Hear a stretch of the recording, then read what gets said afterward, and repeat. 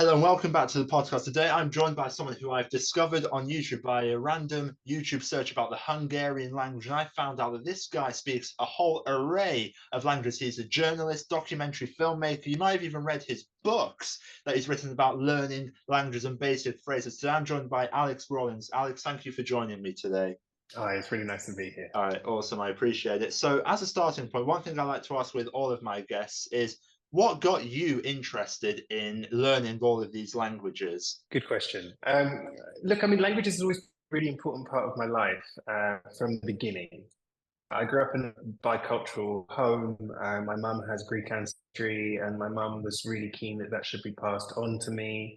And I think she even said to me recently, she said, I didn't want, to have one of those sons who thought that being Greek meant you just like hang a komboloi, which is like a beads thing on a wall or something. I want you to speak the language. I want you to know it. And I want you to know your family in Greece. So I was always in Greece. I was always in England, back and forth. And I was always surrounded by people for whom languages was like a really important and big part of their lives. So I was really lucky in the sense that I had role models around me of people who spoke languages fluently and kind of lived their lives through that. But I also was lucky because from a young age, it's something that I always wanted to do. I remember spending summers in Greece as a kid and not really being that confident with the Greek language at that point, and just thinking like, wow, if I could speak the language of all these kids around me, wouldn't it be so much nicer? Because I'd have a much better summer, I'd be having a much better time, I'd have friends. And wouldn't it be really nice to live in a world where you could speak to anyone in any country, regardless of what language you speak and they speak, and discover whether or not you've got a connection and whether you want to be friends? Yeah, so I take it Greek was the first major language that got you sort of going down the rolling pin with languages. Was Greek the first one? No, yes and no. Greek is my second mother tongue. Greek is my heritage language. I don't know if you're familiar with the term heritage language. Oh yeah, yeah, I'm When 100%. Yeah, I am 100%. 100% up, brilliant. Okay, so that was obviously for me. That was the heritage language, but I didn't study it formally. And to this day, there's big gaps in my knowledge of Greek because I haven't sat down and studied it formally. And I'm noticing that more and more now that I live in Athens in Greece. The first language that really got that sparked my interest for learning languages was actually Dutch, and it was when we went on a holiday to the Netherlands. I think it was actually like a day trip because you could do that kind of thing in those days. It was very cheap, and it was a Yeah. fun day out to go to the Netherlands. And I heard the Dutch language being spoken on the plane for the first time, and I thought, wow, what is this language? It's the craziest thing I've ever heard in my life. I need to learn it, and I need to learn how to speak it. So the first thing I did was I got some Teach Yourself Dutch textbooks when I got back home. I think I was about 4 years old, and that was the first time that I taught myself a language and really enjoyed it. And from then I was hooked. Just more languages came, more opportunities to travel came up, and very lucky in that respect. And I just always wanted to learn more and more and more. In in the time that you were in education, let's say you were in school in the United Kingdom, were you taught languages at that school? I was. We did French and German, and then I did French a year early because I had that option. And instead of going on to do A level French a year early, I told the school I wanted to drop French and I wanted to join the GCSE Spanish class, which was in year 11. So it was the year they were taking the exam. So I've been teaching myself Spanish on my own on the side. And the school was a bit like, why do you want to do that? They were very hesitant, but the Spanish teacher really liked me. She for me. And then as a result, I ended up joining the Spanish class. I did Spanish as well at GCSE and A level. Yeah, yeah, yeah. Actually, it was interesting when I was going from GCSE to A level levels. Basically, there were only three people who wanted to do German, and so they just cut the class. They don't even teach languages anymore. I don't know everywhere else, but in mine that was the thing where it's like no one was interested in learning languages. They literally cut it. And this on nicely. Do you think that the I'll say the British because I imagine a lot of people in the European countries, they speak multiple languages. Do you think the British education system teaches languages well? No, and I think it's very easy to blame the education system. It's very easy to blame teachers. It's very easy to blame everything. The reason why Languages are not taught well in the British school system is because, in my opinion, British society doesn't value speaking foreign languages. We don't see multilingualism as a positive thing. We don't have multilingual role models when we're growing up. We never see our politicians speaking foreign languages. We never see celebrities speaking foreign languages. The UK is a society which does not put much value on the speaking of foreign languages. So why would you expect it to go well in schools? Schools are fighting a cultural problem as much as they are fighting a systemic problem with trying to fight the kids to choose languages at GCSE, but also fight for the resources and the training that they need in order to be able to do it. So I really feel for them. But I've also noticed this kind of worrying tendency of British adults to turn around and say, oh, well, it was taught so badly at school. How do you expect me to learn it? That's not where the problem starts. The problem starts in homes. The problem starts in people's attitudes. The problem starts in the fact that in the UK, whether we like it or not, most people don't learn foreign languages and think that English is all you need to speak. Actually, it's good they said that because that was my next leading question. Do you think it's because when someone who comes from an English-speaking country or realm and they travel abroad, pretty much everyone else speaks English to them, so they never have to worry about, I don't know, learning Armenian if they're going to Yerevan, because most people there would probably speak English to them, or maybe at a push Russian. Do you think it's because around the world everyone sort of accepted that English is the international language? Well, that's a question of where does it start, right? Is it because everyone accepts that English is the international language, or is it because there have been hundreds of years in which English has been forced onto the world? The answer is it's no accident that English is the language which has become the de facto lingua franca everywhere you go. But it's also a willingness on the part of people around the world to learn English, not to learn it necessarily how you and I speak it or how we speak it in the UK, but to be able to communicate in English on a basic level in order to cover a basic economic need. Most of the world is on board with that, or a large part of the world is on board with that, and certainly the educated elites world are on board with that. And as a result of that, you can go around just speaking English in a zone of comfort. And most people are quite comfortable with that and quite happy about that. Now, my question is, what are you losing by leaning into that bubble, by accepting comfort, by accepting the privilege of being a native English speaker? What's the experience that you're missing out on that speaking foreign languages and being multilingual can show you instead?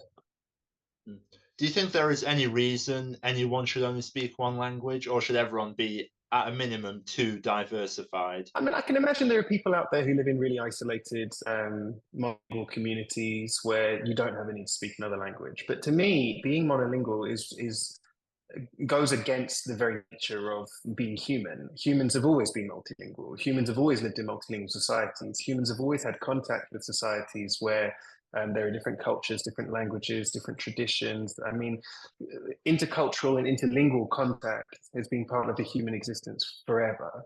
And it's really only a couple of hundred years where we've started bunkering down into monoethnic and monolingual communities that look like us.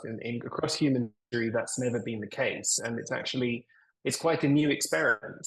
It's just we don't have a memory of what the world was like before, because it's maybe about 4 or 5 generations back that the world didn't look like that. So I think being multilingual, at least bilingual, is the most natural thing in the world for human beings. And I think the fact that there's so many societies around the world where it's the norm, for example, most of Africa, India, South America, and places like that, being multilingual is the norm in many places, shows that it's possible for anyone to be multilingual. It's just whether or not you grow up in a society that values it or not.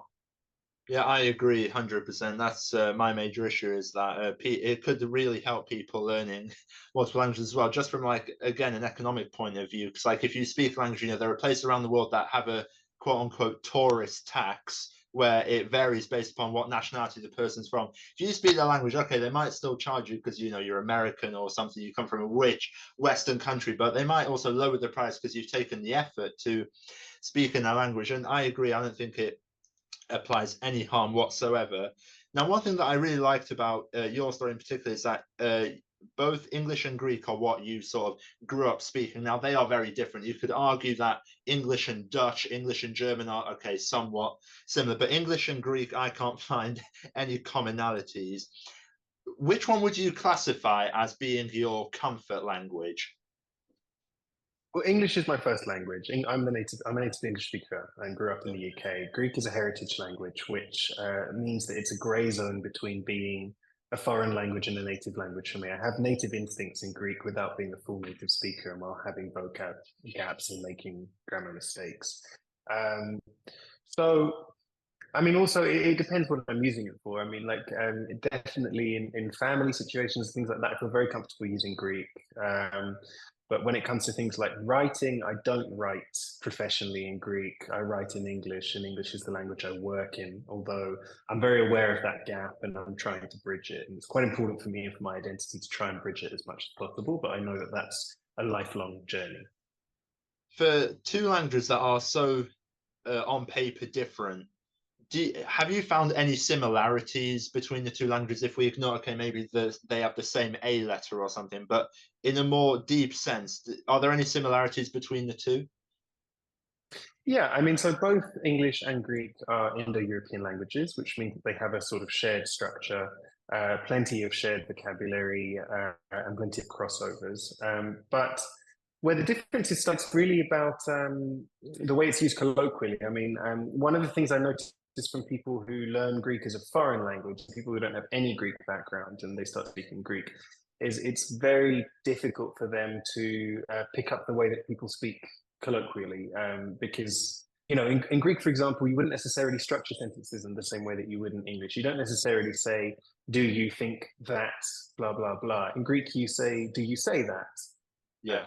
You say "les oti," which means "do you say that?" And when you hear foreigners speak Greek, it's these kind of things that you hear them saying, which are not technically wrong. In fact, they're correct. They're speaking completely correct Greek. It's just it doesn't sound authentic, and I think that's where the languages really move apart, and that's where it becomes a really strong sense of learning to think, not just in the language, but also within the realms of the culture in order to sound authentic and in order to really connect with people in a meaningful way in that language.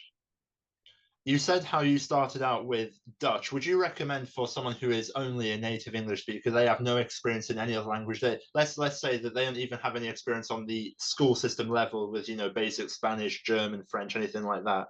Would you recommend that it's probably a good idea for a native English speaker to start out with learning a West Germanic language? From the way that you phrase your question, David, sounds a little bit like you're asking, how do we hack multilingualism? How do we become multilingual really fast? And that's a perfectly legitimate question that I get asked quite a lot. But my response is, why do you want to be multilingual for the sake of it? I mean, I would say learn the language which is useful for you and which have meaning for you and which you enjoy. Because ultimately, enjoying the language learning process is the thing which is the most important for making sure that you succeed. So would it make sense to learn a West Germanic language first? No, it makes sense to learn the language that you need to speak first. And then after that, you should learn the next language that you need to speak. And then after that, you should learn the third language that you need to speak. And as long as you're learning languages that have meaning for you, you're going, if you work through a kind of strategically formed but sort of random list of languages, I'm not sure you're going to see the same success, just on a kind of, motivation level. Where do you draw the line between, okay, this language would be very positive for me financially, business wise, in the marketplace to learn maybe something like Mandarin Chinese or something?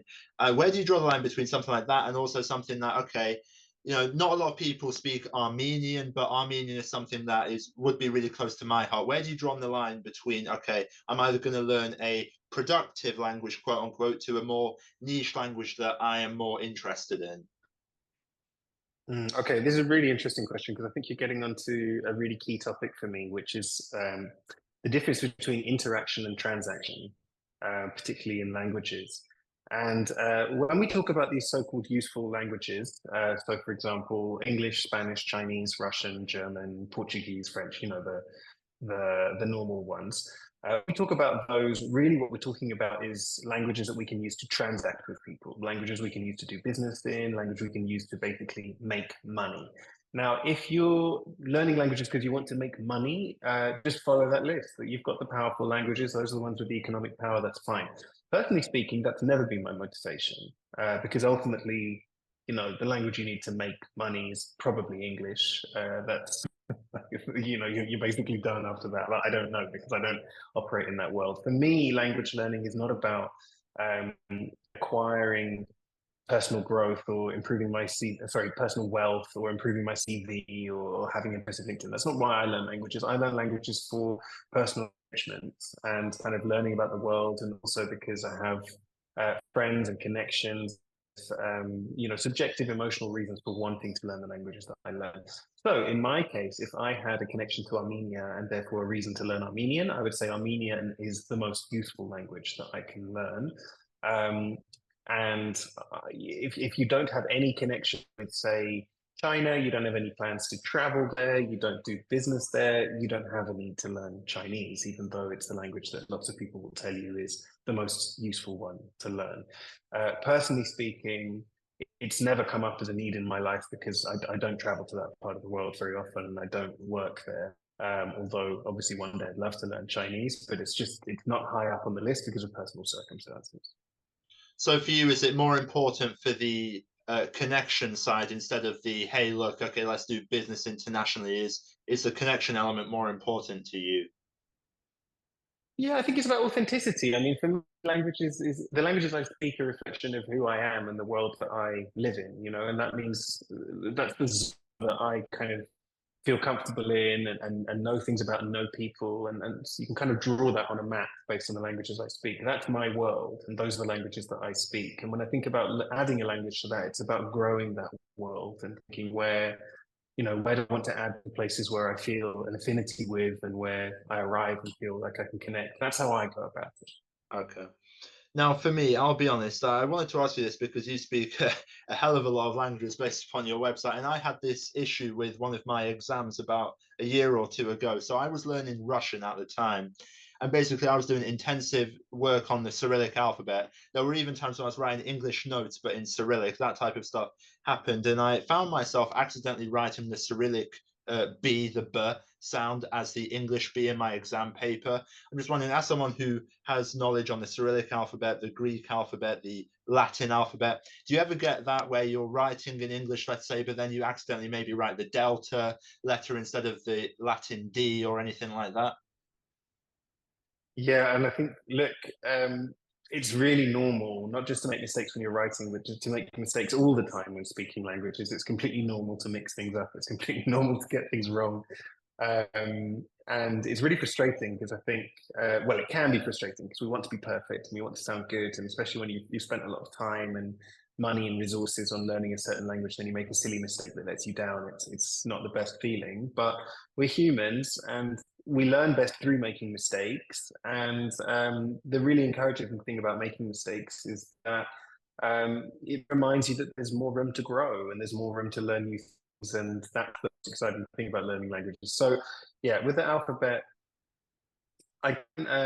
it's also funny with Cyrillic and Greek in particular because there's overlap with Latin. So sometimes you're not sure whether you're reading a word in Latin or in Russian or in Greek till you get to the end of it, and then you realize you have to go back and read it all over again because the H is an N because it's a Russian word and that kind of thing. Yeah. So you have crossovers like that, and it's just part of the game and quite normal. Now, out of all of the European languages in the European realm, obviously I'd put the Slavic languages in that bracket too, because I have no real major experience with the diversified Slavic languages. But one branch that I would put as the most unique, interesting would be the Uralic, Finno-Ugric languages. Now, they are certainly, I've experienced with Hungarian fluently. Would you say that the Uralic languages are the most different in the European realm? Yes, definitely. I mean, so I lived in Hungary for a year and did it specific aim of learning Hungarian simply because I thought there was no other way that I was actually going to be able to learn this language unless I forced myself to kind of dive into the deep end. Before learning Hungarian, I just finished, this is a while ago now, the years keep going by, but like I just finished a degree in German and Russian. I thought that Russian was the hardest language I would ever learn. And then Hungarian was kind of the next level. It was even harder than Russian. And it was really interesting what's difficult about those languages, because with the Romance languages, with French, with Spanish, and also with the Slavic languages, with Russian, with Serbian, languages like that, what's really challenging is the grammar. because you have lots of exceptions for the rule to learn. You have lots of cases and all sorts of things like that. With Uralic languages, the grammar's different, but once you get the logic, I don't think it's that confusing for you. It actually makes a lot of sense, and it's very regular. Definitely with Hungarian, it's really actually quite a relief because it's so regular. There's a limited number of tenses. Most of the verbs do the same thing. You don't have grammatical gender. That's all fine. What's difficult about the Uralic languages, and particularly about learning Hungarian for me, is how do you actually memorize these words? How do you actually apply meaning to these words, which otherwise just look like a random collection of letters on a page that mean absolutely nothing? And that was the most challenging thing for me, was really kind of trying to trick my brain into hearing these sounds and seeing these letters and connecting them with real, tangible objects. And I think that was a challenge I wasn't quite expecting, because once you learn a lot of European languages, you get used to it. There's kind of a pattern about the Indo-European languages. You get used to the different patterns that certain words follow, like all the different words for apple, apple, and all that kind of thing. And then the equivalent languages. But with Hungarian, it was really like starting from scratch, and that was fun, but one of the most exhausting parts of the experience at the beginning. Would you classify Hungarian as the most difficult language you've studied and learned in the European realm? Yes, and definitely because I'm nowhere near finished with it. I think by the time I left Hungary, my Hungarian was kind of a lower intermediate level, about B1 or something like that, which for my use at the time was enough. It meant that I could function in Hungary, could function in daily life, and kind of understand basic things and make my point heard, which was really important to me, because otherwise it was quite an isolating experience living in a place where the language is a problem.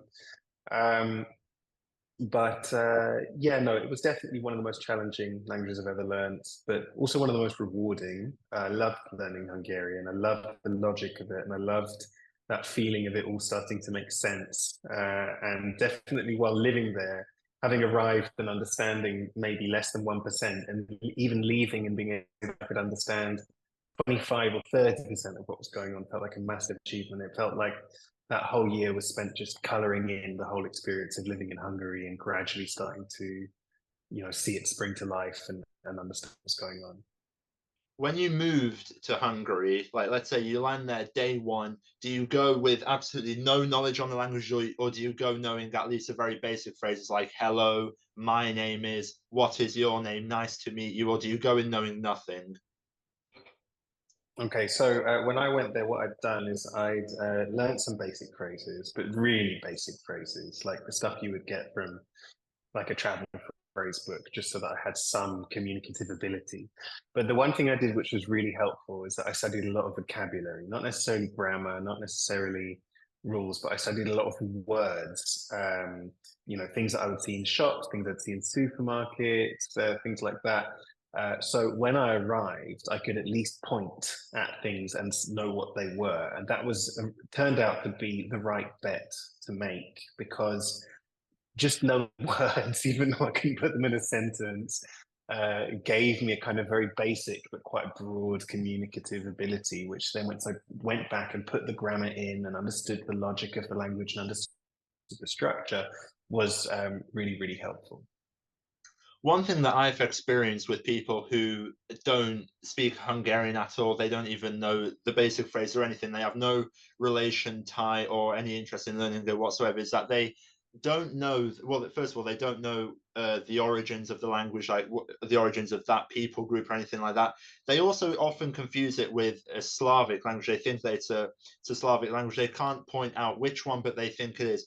Do you think they are similar? Because me personally, I see them as completely different. I see it closer to Finnish with Slavic influence, but I see it closer to the Uralic brothers, if you will.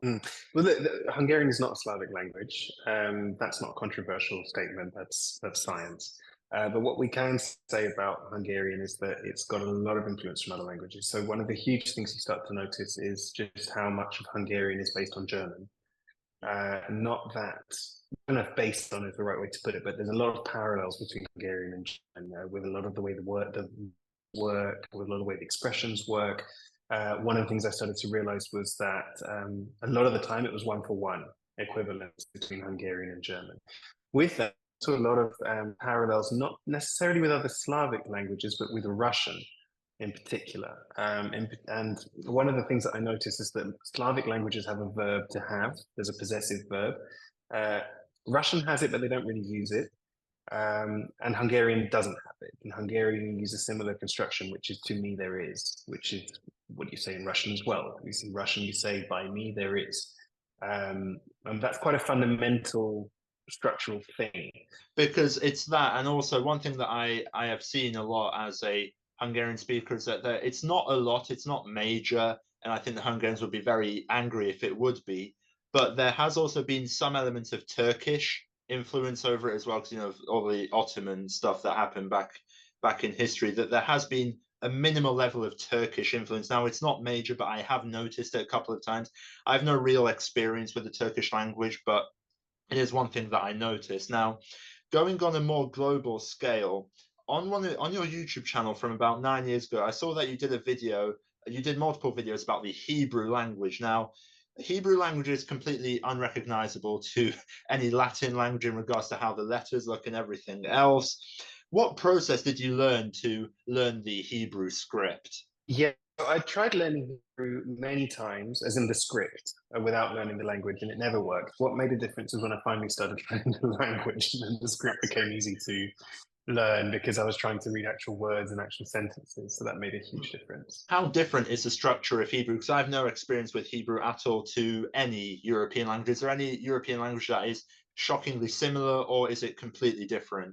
There's a lot of influence from European languages on Hebrew because Hebrew is a artificially revived language, and it was artificially revived primarily to become a lingua franca of the Jewish people who moved to Israel after the state of Israel was declared. So the interesting thing about Hebrew from a linguistic point of view is to learn a language which has been artificially revived, which there's an interrupted history of speaking it. So for a couple of thousand years, nobody spoke Hebrew as a first language. Suddenly, you have millions of people who speak it. But where do those people come from, and what are their first languages? The largest Jewish population group in Israel is Mizrahi Jews who come from Arabic-speaking countries like Morocco, Yemen, Iraq, and places like that. They obviously came to Israel, learned Hebrew while speaking Arabic as a first language, and left an enormous influence from Arabic on Hebrew, which is why a lot of slang in modern Hebrew comes from Arabic directly. But the other huge group which moved to Israel and started speaking Hebrew after the Second World War was Slavic speakers from Poland and from Russia. And also Yiddish speakers. And Yiddish, of course, is the language which was traditionally spoken by European Jews until the Holocaust.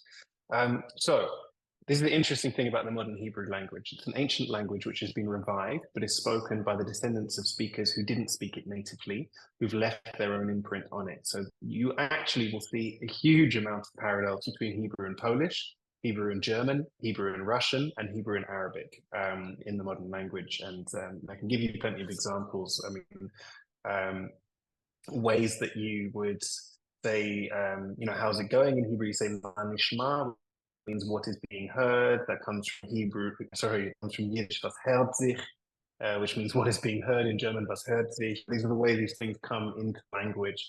And when you learn it, you're constantly surprised by how familiar it is. But when you know the history and you understand the influence that European languages have had on it, it makes sense.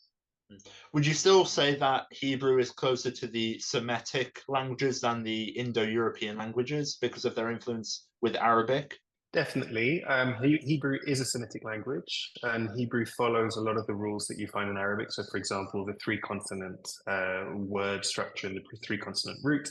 I don't know if you're familiar with that, but that's basically the idea that like most words will have three consonants as a root, and then you build words around it. So, for example, to write, it would be KTB, the equivalent, and then so ktovet in Hebrew is an address, lichtov is to write, but it all comes back to that KTB thing.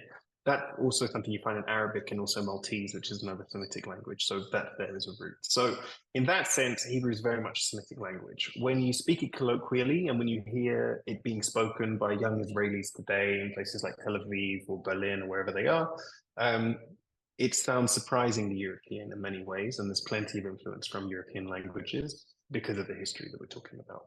Now, from the Semitic realm, is there any language that you haven't yet studied or haven't ever really looked at that you would really like to study maybe down the line? I'd love to learn Arabic. I really would. The problem with Arabic is it's well, so when we talk about learning Arabic, what's complicated is that it's talked about as one language, which is modern standard Arabic. But then once you get deep into that, nobody speaks that natively. Modern standard Arabic is a language which is used in schools and in the media, and in official capacities. But actually, the Arabic-speaking world is made up of lots of related languages, which are classified as kind of dialects. And for political reasons, I guess, then they're not standardized into official form. So it's almost impossible to learn them unless you have kind of a personal connection to the country, family, or friends there, which is not the case for me. I mean, my Greek family lived in Egypt for a long time, and my grandmother spoke Egyptian Arabic, but unfortunately, she passed away in the 90s. So I wasn't able to learn Egyptian Arabic from her. Um, so that's kind of what's always put me off is the journey of learning Arabic is for the first couple of years, you have to learn modern standard Arabic, which is a bit like having to learn Latin for 2 years so that eventually you can learn French. That's basically the journey that you would take. Okay, yeah, that's actually a good analogy. I never thought about it like that before. I did study Latin for about a year or so. It did help me actually with the Romance Latin languages, specifically Portuguese. It really helped me with Mm. because you know, for someone who speaks Hungarian English, I do feel like learning Latin, studying Latin did give me that extra boost. Okay, this is how the logic works for Portuguese. Yes, it's Brazilian, but still, okay, this is how French works. This is how hell even Romanian works. So it did help me out. Now, you've said in this podcast that you like to feel a connection to language. You like to learn a language because you want to connect with the people. Has there ever been a language that you started studying but then you stopped? All of the languages you can think of, I've probably at some point I've started studying it and then stopped. Because I don't know, it doesn't work out. Okay, okay. So there's never been one language in particular that has always been a constant. Have you always like paused for a little while on all of them? Yes, I mean, there's definitely languages that feel like I've got pending. Like the one language that I really feel like I should speak is Turkish. For all sorts of reasons. I've tried to learn it for so long, and it's just never worked out. I don't know why. I blame the resources, but ultimately, it's me. I've just never pushed myself over into learning it. Because also, I feel like with Turkish, it's one of those languages where you really have to commit for quite a long time, and you have to understand what you're doing to really make progress. And I just haven't had that clear space ahead of me to sit down and do it. But as I said, I'm living in Athens now in Greece. Turkey is very close to here. There's lots of Turkish people living in Greece, and there's a huge history between the two cultures, which makes learning it even more interesting because you get an opportunity to learn about those things. So hopefully, I'm going to give myself that opportunity at some point in the next few years to really learn it properly. Going back in history, we've often talked about how ancient Hebrew is very different to modern Hebrew. Is there an extinct or a quote unquote dead language that not that pretty much nobody speaks anymore, but you would really like to speak just out of pure interest? To be honest with you, I mean, like the dead languages or the extinct languages, the ancient languages, let's say, are not really what fires me up about learning languages. I care very much about keeping languages alive. I care very much about minority languages, which are now in danger of extinction. And I think a lot about what we can do to try to buck the trends that we're seeing around the world, which is of languages dying off and disappearing, and the world becoming an ever more homogenous and monolingual place. But if we can't buck that trend, I could spend a lot of time thinking about how we can at least document those languages and retain some little piece of history while the speakers of them are still with us, so that future generations will know what those languages at least sounded like when spoken by native speakers. So I'm not quite with the ancient extinct languages yet. That's not really something that I spend time thinking about now. Although I did study Latin, I studied ancient Greek when I was younger. I tend to think a bit more about how we keep the languages which are endangered at the moment alive or preserve them so at least a memory of them can be passed on to posterity. So, Alex, you mentioned how it's really important to you to preserve the languages that are currently at risk of becoming extinct. If you, just to just a quick list. What languages would you say are the main ones currently that are at risk of becoming extinct, and why? There's so many. I mean, so I think the way to think about this is imagine the Niagara Falls, right? The water is moving towards the edge, and some languages are already at the bottom, right? They're gone. Okay, some languages are about to go over, and then there's others which are further upstream, which are gradually making their way down. So languages at the moment in Europe, which are definitely on the edge of extinction, the ones which are close to the water's edge and about to go over the cliff. In the UK, you've got languages like Cornish, which are almost gone. You've got a lot of languages in Greece, which obviously I care about, which are also on the verge of extinction. One which is very present for me is a language called Tsakonica, which is spoken in the village where I've spent all of my summers and where, my parents live now, Vleonidio in the Peloponnese. Interesting about Tsakonica is it's a direct descendant from the ancient Doric dialect, which was spoken in ancient Sparta. But we're now talking about a handful of speakers, maybe a couple of hundred. They're all over 60. That language has probably got 20 good years, and they're trying as much as they can to do something to make sure that it carries on. But unfortunately, modern pressures have not allowed that to happen. But generally, the reason why I think this is concerning for all of us is that when we look about these minority languages which are spoken in different places, and we see them going over the cliff, and lots of people go, well, maybe people need time to speak modern languages.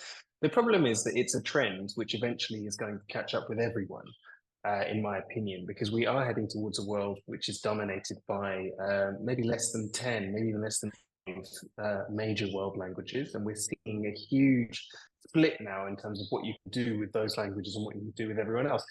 Even if you don't care about endangered minority languages now, in 20, 30 years, it could be your language that you're actually worried about, because the unstoppable march of languages like English, Spanish, Chinese, and Russian really is something that we should all be very concerned about. I mean, definitely, if you look at the technological advances that have happened in the last couple of years, and you see the unequal investment by not just private enterprise, but even by governments and by international organizations, and making sure that there's equal access to that technology, it's a really concerning picture.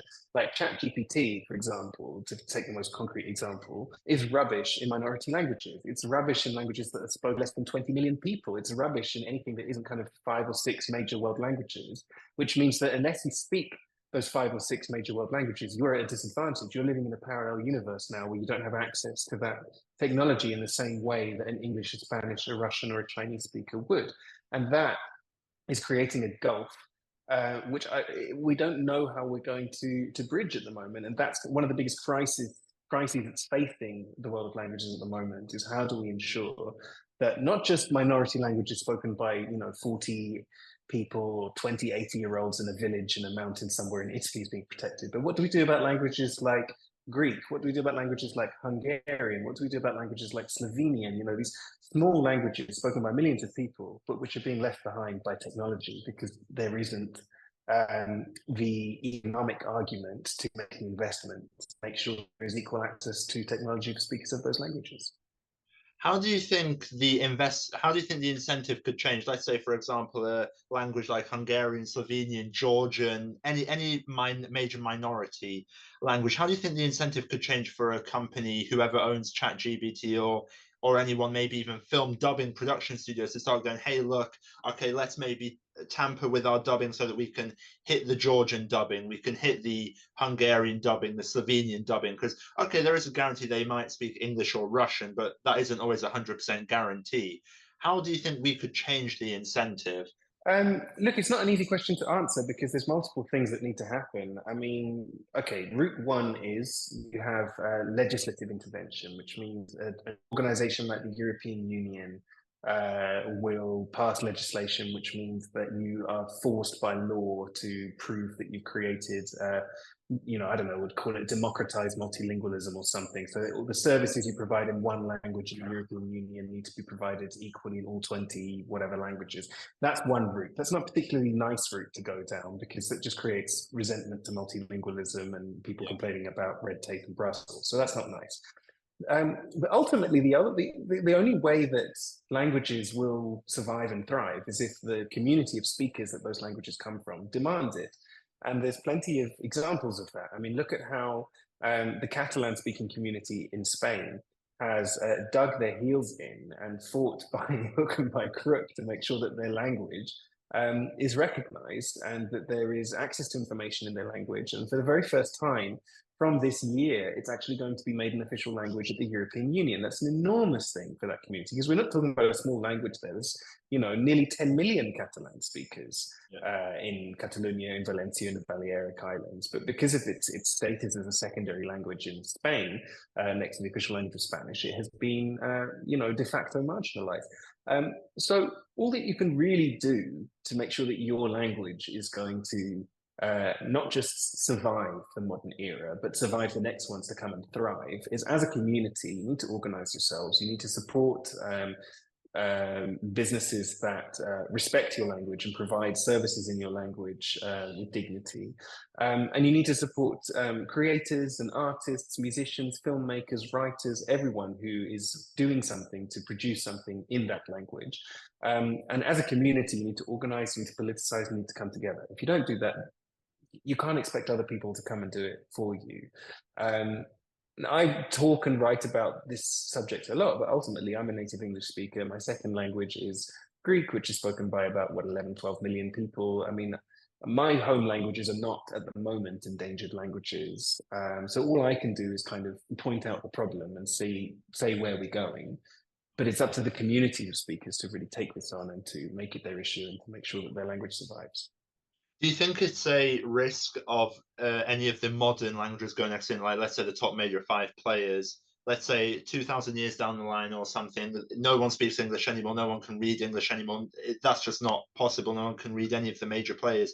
Do you think it's worrisome in that regard? Because down the line, they might forget history because they don't know that something major happened in the past or anything like that. Like, that's one of my things, is that I always imagine that, maybe someone from the ancient Greek, the ancient Romans, they probably built down something that would probably benefit the world right now. But since no one can translate it properly, that it's kind of void. Do you think that's an issue? I think that's a really good example of how language loss can create issues, that we lose contact with advances that we've already made as a species, and we go around in circles because we lose access to the information that we've already discovered. I think for me, it's also a case of language is as close as you come to a form in which you can really understand the culture and the history of a group of people. I mean, what is language? Language is a spoken and written code that a group of people mutually agree to use to communicate with each other, to record their memories, to record their beliefs, to record their customs, and to connect. When that's gone, what happens to that group of people? They eventually become dissolved. Okay, they get absorbed into another group of people and maybe they can keep some kind of identity. But ultimately, once the language is gone, the memory of those people is gone. And I believe in a multi-cultural, multipolar world where we respect everyone's experiences of the world and different cultures. We don't believe in dominant cultures. We don't believe in anachronistic cultures. We just believe in, human beings experiencing the world as it comes to them. And language is the best way to make sure that experience is preserved and that experience is passed on. When those languages are lost, that unique viewpoint of the world, experience of it, and all of the wisdom and all of the insights that come with that are lost as well. And that's why I'm concerned about dying languages. Yeah, I agree. I actually think I grew up in multiple countries. I mean, 2 are major English speakers, but they're still very different languages, very different cultures. And one thing that I found with that is that this whole idea of humans, I find, are still very tribal to this day. Like, my kind, my people, everything, my language is the best. It's just not true. Every language, every culture has something good about them that could be better or worse. Like, I think Finnish and English, if we compare them, or Hungarian English, Greek and English, any language, if you want to compare it, I think they both have things that work better in one language that are also don't work better in the other one. So one thing I found is that this whole thing of my language or your language or anyone's language is the best and someone else's isn't, is it doesn't really work in my opinion. I completely agree with you. I mean, it's natural. I understand where it comes from. You know, we're proud of who we are. We're proud of our families. We're proud of all this stuff. But we maybe lose the perspective of thinking, you know, other people are also proud of their families and proud of their cultures and proud of their languages. That's why I kind of think let's all just come to the same table and let's bring everything that we've got and let's all share. And that for me is the essence of multilingualism. It's about learning from other people's cultures, but also bringing something from your own, and just trying to get a much more multipolar view of the world, not one that's just dominated by, you know, English language culture and English language media, but, you know, let's try and listen to all of the voices that are there. Do you think that when you switch languages, like let's say you're speaking to me in English now, let's say later down the line you're speaking to someone over the phone in Spanish or Greek or any other language that you speak, do you think your personality changes? It's a really good question. It's a question that I've been wrestling with my entire life because the answer is yes and no. I think who I am stays. My identity stays the same. My identity doesn't change. The things I believe in, the things I care about, the things I say don't change. What can change is the way I express it, and maybe that's what people think is personality. So the you know, and I think there's a really beautiful thing about being not just multilingual but multicultural and having grown up with these different cultures is that you can shift between cultures. You can shift kind of you can change hats basically, and I don't think that's always something that's easy for people who haven't grown up with that experience to understand. Like if you've grown up in a monocultural and monolingual household in a country where everyone looks the same as you and speaks the same as you. Probably it's really weird to think about people that can kind of chameleon between cultures and chameleon between languages. And I definitely think it's an experience which is hard to explain to people who haven't experienced it first time, but it's real. And I've experienced it, and I'm sure you have as well. Yeah, absolutely. One thing that I always like to say, speaking multiple languages, hell, having multiple passports, growing up in multiple places, it helps you blend in, right? So I could go to any country that I've lived in. Okay, they might be able to say, okay, he's not exactly American, he's not exactly British, he's not exactly Hungarian, but there is some tie. He has something American in him. He has something very English in him. He has something Hungarian in him. I imagine for you it'd be the same. Like, okay, yeah, he has something English in him, but he also has Greek in him. He must have been influenced by Spain, so there's a bit of Spanish influence on him too. It's sort of like the world, I guess. It's sort of like we're smaller representations of the world. We've been influenced from all these different cultures, and I mean, I personally, I love that because in a way, I'm always a tourist and always a foreigner, and that's the thing that I love. I always love being the foreigner. I always love being the guy who doesn't necessarily blend in or fit in, but can in an instant. That's one thing that I really love about speaking multiple languages, having multiple passports, which I think you yourself have as well. It does help you blend in and sort of shift from, okay, I might be American and now I'm British and now I'm in Europe, so I'm European. It does help. Definitely, definitely. And I think it's just such a unique perspective because you're close enough to the cultures that you can, you know, really see them quite intimately in a lot of detail. But you've got that broader perspective that you can also, you can contextualize it and you can bring in experiences from other places and you can say, look, I know this is the reason why we do things this way, but have you thought about how things are done elsewhere? And that can be a good thing. It can also cause conflict. I mean, it's not always positive. Like I say, people can be quite hostile to that if they don't understand it or they don't understand your motivations behind some of the things that you say and suggest and share. Now, one thing that I found with people who I speak to across the languages is that they all say that I speak the other language so they say that I speak English in a sort of Atlantic European accent, but that I speak Hungarian in an Atlantic European accent, and they can't place where I'm from when I speak to them. When you speak different languages, do you speak in a English accent? Okay, first of all, your English to me sounds completely British. I don't know if that's normal, but I'm just hearing the UK English from you and like people that I grew up with and stuff. But I do get comments about my accent, not just in other languages, but also in English. People say all sorts of weird stuff, and which kind of made me realize that actually when people talk to you about your accent and talk to you about how you speak, um, most of the time they don't know what they're talking about. Normally they're projecting something else, right? Normally it's like they've picked up on something else about you which is foreign and they decide to tell you about it through your accent or through the way you're speaking. But it's not really the case. So I probably do have an accent in most languages I speak. I think when I was younger, it was much easier for me to fake it and to use the muscles in my mouth to approximate the accent much more. And I think when I was younger, it was much more important to me to speak with a convincing accent because I didn't have such a clearly defined sense of self and of my own identity and national identity. But also, I didn't speak the languages that well when I was younger because I hadn't been learning them for as long. So, to be convincing, I had to sound convincing in terms of the accent. Now I speak all those languages better and I have much broader vocabulary and much broader range of expression. So I don't care as much about maybe sounding a bit foreign because I know that I can engage on the language level. But it's definitely a big thing. Since moving to Greece quite recently, one of the things I've picked up on is that everyone here who speaks Greek actually has their own very individual language. Sorry, a very individual accent in the language, and like it really depends. Like at the moment, we're hearing a lot of news from France, right? Because it's just had the French elections and all that kind of thing. I've been listening to the radio, and one of the correspondents for the Greek national radio station, who is based in Paris, when she speaks Greek, she has this very faint but very interesting French twang to her Greek, even though she's completely Greek and has a Greek name. It's just because she's been there for a while. And Greece is a country of migrants. People have gone all over the world and they come back. And when they come back, they bring influences from the languages they've been speaking. So, it's been really interesting because I've never picked up on it before when I visited here. It's only living here and meeting lots of different people that I'm really hearing that everyone to whatever extent has their own individual accent in the language. And so as a non-native speaker or a learner of the language, it's natural that you do too.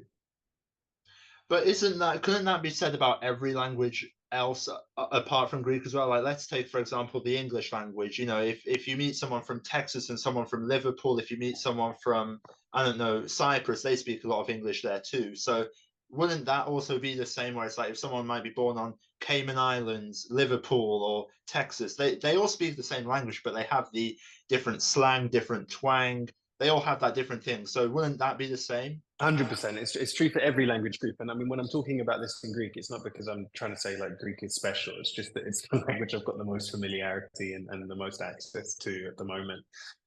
Obviously, if I had the same access and same knowledge as like Turkish, I could talk to you all about how it works there, but I just don't know those things. So you're absolutely right. I mean, I think it's just a really interesting thing because I'm interested in it because that realization has made me start to think that maybe there isn't such a uniform accent in any language. Maybe every single person in every single language speaks slightly differently, and then you can kind of group these people together with these common factors and kind of group these people here. But actually, there's even more diversity in a language group than I used to think that there was. Yeah, because with Greece, I mean, I always thought that just using the logic of the other countries and the other accents, that I would imagine that people from Athens, people from Thessaloniki, people from Kavos, Chania, Corfu, all these different islands, they all speak Greek, right? But they would all probably have, you could probably tell if you speak Greek, okay, this person's from Thessaloniki, this person's from Athens. I'd imagine it'd be the same because, like, in English, you can tell if someone is from New York, London, Scotland, any Caribbean country that's in the English speaking realm. So I'd imagine with Greece, it would also be the same. Completely. What's more interesting, though, is the very few languages where you can't tell that, right? Russian, for example, is a language which does not have very much dialectical variation, even though it's such a massive language spoken in such a huge geographic area.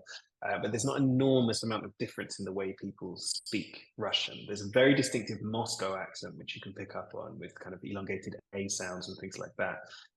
And then there's a few places where there's other little features that happen, but generally it's quite a homogenous language group, and that's to do with the fact that Russia obviously stretches all the way to the border of North Korea, but that's quite a recent and quite an artificial extension of the Russian language. In other words, Russia sent people to those areas to speak the language, and they took the accent with them. The other linguistic group where there's almost no dialectical variation at all is Hebrew. Modern Hebrew. There's no change in accent in Tel Aviv, Haifa, Jerusalem, anywhere. And of course, that's a symptom of the same thing, which is that Hebrew is an artificially revived language, which hasn't really been spoken to the extent that it's spoken now for 100 years. It's a very recent modern thing in a very small country with a very small population. So they don't have the variation that you would find in other countries where the languages have been spoken for a longer time. What about with Greece and Cyprus? Do you think they have different accents? Yes, and more than that. So, okay, this is interesting, slightly controversial point. Let's go for it. So, um, I would go so far as to say that they're different languages. In Greece, it's not common to talk about this. In Greece, you talk about different dialects. But for me, Cypriot Greek and modern Greek are separate languages, which are hard to understand. It's kind of like a Spanish speaker and a Portuguese speaker talking to each other. They can hear each other, but they're different languages. In Cyprus, people learn modern Greek, which is the language people speak in Greece at school, which means that they can speak it, but at home they don't speak it. And the Greek language was for thousands of years a language spoken in a very large geographical area with lots of different centers. There was Athens, there was, well, not even Athens, there wasn't a very large population in Athens. So there's Athens, there's Cyprus, there was Smyrna, which is now Izmir. There's Constantinople, which is now Istanbul, and there's also the Pontian Greeks who were on the Black Sea coast, who had their own distinctive dialects and their own distinctive languages. In the last 100 years of history, with conflicts with Turkey and kind of the population exchanges and ethnic cleansing and all sorts of stuff, most of that has now been wiped out, which means that Greek language has been sucked into Greece, the modern state of Greece, what we think about as Greece now, which means that the linguistic diversity has almost vanished very quickly in about 1 or 2 generations. And now everyone speaks kind of modern standards Greek based on how people speak in Athens. The only place where there's a really strong divergence from that is Cyprus because of geographical separation, but also because Cyprus is a separate country with its own systems, its own government, its own history. So there's kind of an independent realm there for the language, the Cypriot language, to continue developing. In regards to ultra homogenous languages, I mean, we've spoken about Russian, Hebrew, that with their influence, but how people have the same accents. Now, one language in particular, I don't even know if this language exists because it has yet to be confirmed. But one language that I would love to study and just to hear it, because I don't think anyone's ever heard it before, who's still alive, would be the Sentinelese language of the Sentinel Islanders, off the coast of India. I have no idea about this. I would love to know more. Okay, so basically, there's an island that belongs to India called North Sentinel Island. That island has an isolated tribe that are very, very hostile. They've made no real contact with anyone. A missionary went there a few years ago and they killed him. But they've been isolated for about 60,000 years. Yeah, some British vessels came in, kidnapped some of them, and then returned them with gifts. That has happened over history, but pretty much they've been completely untouched by the world. They're still hunter gatherers from satellite images. We still don't know how they live. If you imagine like an isolated tribe in the Amazon rainforest, but in a small island in the Indian Ocean, that's kind of their situation. And I always feel like it would be so interesting to just to hear their language and hopefully in the future be able to deconstruct it to how do their structures work? What vocabulary do they have? Do they have grammar? Because I don't think they have pen and paper on the island. That would be so interesting to see how their languages work. That's really, yeah, I have actually heard of that because I remember the news story of the missionary going there and getting killed by a poisoned dart or something. And I remember thinking it was quite interesting how some people are still resisting modernity. But yeah, it's really interesting. And I think one of the things you can do is you can look at languages which have been historically isolated, which now maybe not so much, like, for example, Aboriginal languages in Australia, most of which have been wiped out as a result of Australia's colonial English policy. But not just there, also if you look at indigenous languages in Southern Africa as well, I mean, there's all sorts of interesting things. So languages in South Africa have clicks, which are a letter, it's a consonant, and that comes from Khoi and San languages, which now are on the verge of extinction across Southern Africa, but that has been passed on into Nguni languages like Zulu Xhosa. In Aboriginal languages, you have a concept of geocentricity, which means that you don't have words for left and right, but people have a kind of natural sense of where north, south, east, and west is based on the way the language has taught them to orientate themselves. So all that's fascinating, and it's all absolutely born by linguistic isolation. So I can only imagine what's going on in a place linguistically which is still isolated. Yeah, do you think it's important for a country that, let's say, is not completely homogenous in their borders? So let's say they have ethnic minorities. If we take an example, the Sami minority in Finland, the Hungarian minority in Romania, Slovakia, Austria, any neighboring country, the Aboriginal Australians in modern day Australia. Do you think it's important for the government to ensure as a human right that they have the right to speak that language and to teach that language and to have their institutions locally in that language? Yes. I completely agree with the sentiment. I don't think it's a controversial sentiment. Well, it is a controversial sentiment, but I don't think it should be. I think it's a human right to be able to speak your ancestral language and your mother tongue, and to be able to use that for all purposes. Where it gets tricky is the practical element. So, how much does that cost? What does that look like? How can you provide those services without disadvantaging other areas of society with tax money and things like that? That's where it all gets very messy. And where it starts getting messy is often where people give up and move on and kind of say, oh, well, we can't do that. I mean, in the UK, the debate's always about the Welsh language. I mean, in UK politics, we have this bizarre binary where everything is Idea A or the NHS. And the number of times I've seen people, which is, obviously our health system for people who are not familiar with the UK, and the number of times I've heard people say, oh, well, I don't have anything against the Welsh language, but I think the money should go to the NHS instead. It's baffling. It's absolutely mind blowing, because we should be funding the Welsh language and the NHS. Like, both of those things should be priorities. So I completely agree. Governments have a responsibility to ensure the rights of speakers of those languages wherever they are, and to make sure that they have equality and that they can live their lives in those languages. But societies and people have a responsibility to demand that from their governments, and to make sure that's an issue that they take into account with how they vote and how they engage politically. And that's the aspects that we often see as lacking in most societies across the world today. Yeah, I actually have to give credit to the Welsh, because one thing that I've noticed is that if it's sort of like a north-south split with Wales. It's like the northern part of Wales, everyone speaks Welsh. Welsh is the native language. English is the second language.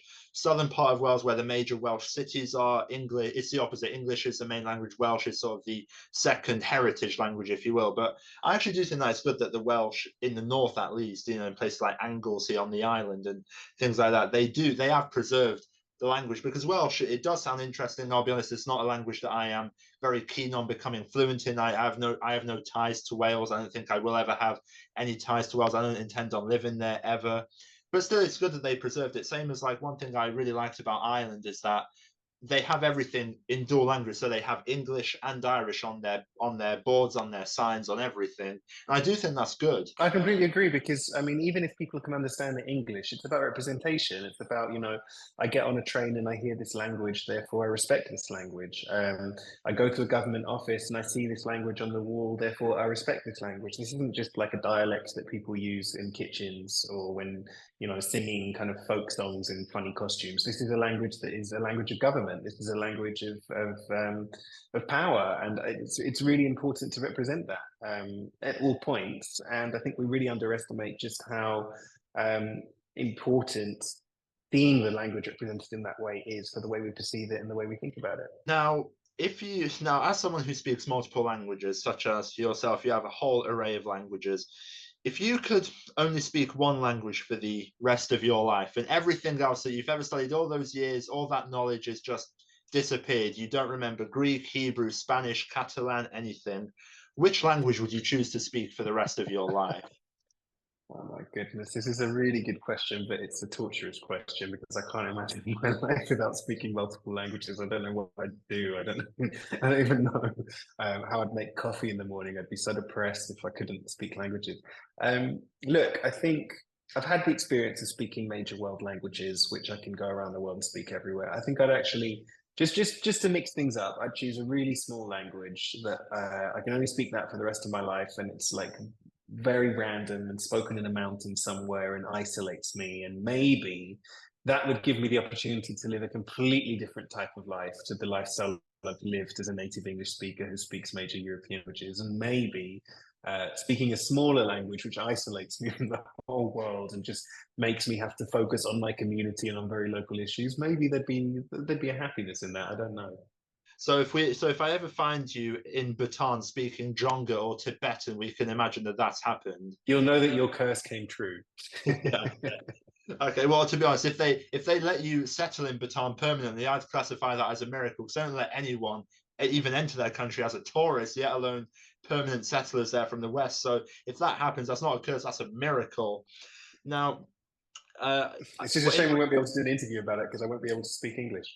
yeah, well, I'll get some Bhutanese guy. He'll help me out, or or I'll learn it in preparation, or it'll be one of those interviews where I memorize phonetically how to ask a question. I have no idea what it means, and then oh yeah, okay, yeah, and then say the next question phonetically too.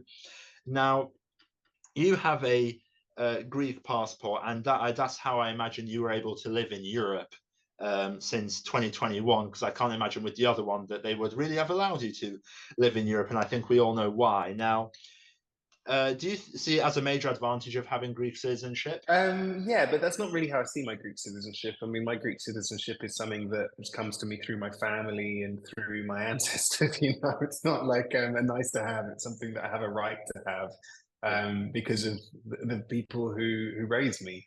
Um, but that's a privilege to have two passports, and that's a privilege to have a passport which is. I used to have two European passports. Now I only have one, but it's still a privilege to have one European passport. Um, and look, I mean, it's not a new story. I mean, when Britain was in the EU, and you'd go to Serbia and you'd meet people who were like they'd found a Hungarian great grandparent or something, and they were going to years of Hungarian lessons at enormous expense, at enormous emotional expense, to try and pass a basic Hungarian exam so they could get a Hungarian passport, so they could have the option of living in Europe one day. I remember thinking about this and meeting these people, just thinking, wow, think about the lengths people go to get the option I was born with of being able to move freely through Europe. Now Britain's out the European Union, and the British passport does not give you the right to live in European countries. And bizarrely, I see people doing the same thing, looking for ancestors, you know, writing to the Irish embassy, trying to learn obscure languages that their great grandparents spoke. So one day they can get that burgundy colored passport back and have not necessarily that they want to go live somewhere, but you just want to have the option. It's your insurance policy, it's your retirement plan, it's your, well, you know, if you know, if everything goes wrong here, I can go. So I'm very lucky to have two passports. Very, very lucky. But again, it wasn't always seen like that. You know, I mean, I'm the descendant of immigrants, and those immigrants also had difficult lives in the UK when they came there, and went through all sorts of hardships. To integrate, to raise children, to learn languages, to integrate into a society that was very hostile to them. And as a result of all of that, their descendant, me, has two passports. That's a fantastic thing, but it wasn't necessarily free and it wasn't an easy process. And there's a long story behind that. And my own identity as a dual citizen and coming from two cultures is also something which is not always an easy topic. So there you go. It's a huge privilege. It doesn't come for free. Absolutely. Now, you resided in Barcelona for a long time, and then I received intel from you, literally when we started to call intel. I'm not like some agent or anything, that you've now moved to Athens. What inspired your move to go from Spain to Greece? Look, living in Greece is something I've always wanted to do. I identify as Greek as well as identifying as British, and I think I couldn't continue to identify as Greek without thinking at some point I'm going to live there. At some point I'm going to have that experience. Time has passed. I've spent 10 years of kind of moving around the world and living in different places and, you know, owning 4 suitcases worth of things. And I was thinking, well, maybe now's the time. Let's go and explore it. And I've been spending more and more time in Greece over the last few years. And then I finally thought, right, let's take the plunge. I've got some interesting work projects coming up, some new books that I'm working on and other things like that. Which puts me in a very lucky position of being able to live in Greece while having projects which are outside of Greece. And when you're in that position, this is a fantastic place to be because rent is significantly cheaper than it is in other European countries. Of course, that's in line with local wages, which make when you don't have access to that here very difficult. But if you can find a way to make it work, I think Greece is one of the best countries in the world to live in, and I'm very excited to live here. But the thing that I enjoy the most about it, and that I've enjoyed ever since I've got here, even though it's not been an easy month with electricity companies, waves and all sorts, every day I wake up and I speak the Greek language, and that's such a privilege, and I feel so lucky to be able to do that. And you know, that's something I don't want to give up. Just a couple of questions before we wrap up. Would you classify Greece as being your favorite country that you've visited and lived in? No, because I don't visit it in the same way that I visit other countries. You know, when I come here, I have family here, I have places to be. I'm at home here, so I don't think I've ever really experienced it as a visitor. It's a country I feel very happy in. It's a country I feel very at home in, and a country I feel very familiar with, and that's all great stuff, which makes me want to be here and enjoy being here. Okay, and now, Alex, a final question that I ask all of my guests, and I think I already know the answer. I think you might have said it, but I'm going to ask it anyway, just in case. What is the meaning of life? The meaning of life is to learn, and when you're not learning, you're not living. And there we have it. That was Alex Rawlings in his own words. Alex, thank you so much for coming on the show. I had an absolute blast with you, and yeah, thank you for coming on. I really appreciate it. Thank you so much for the invitation. It's been a great chat. I've really, really enjoyed it, and hope we can stay in touch.